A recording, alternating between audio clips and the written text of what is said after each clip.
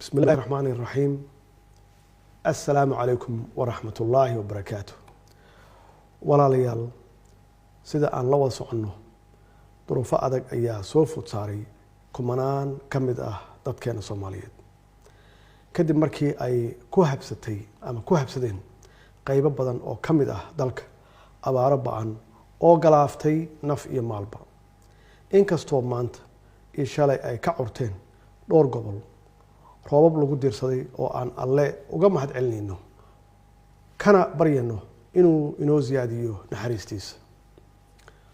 waqtigan adag waxaa loo baahan yahay shacabka Soomaaliyeed inay u midoobaan sidii ay isaga gacan siin lahaayeen duruufaha nololeed ee adag, iyadoo aynu maal iyo muruqba isugu geynayno gurmadka walaalaha dhibaataysan ee gaajada iyo biyo la'aanta ay hayso.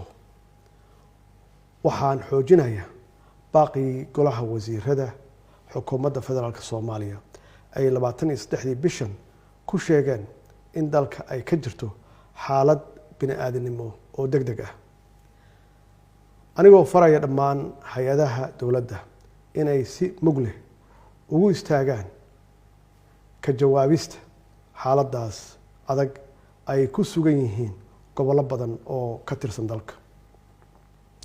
sidoo kale anigoo bogaadinaya abaabulka xooggan ee ra'iisul wasaaraha xukuumadda federaalka Soomaaliya iyo golihiisa wasiirada ay bilaabeen si wax looga qabto dhibaatada ay sababeen ama sababtay abaaraha.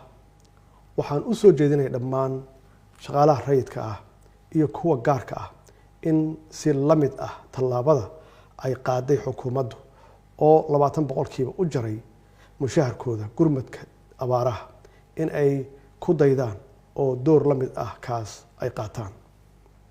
walaalayaal, waxaa muhiim ah inaynu badinno allabariga iyo roobdoonka.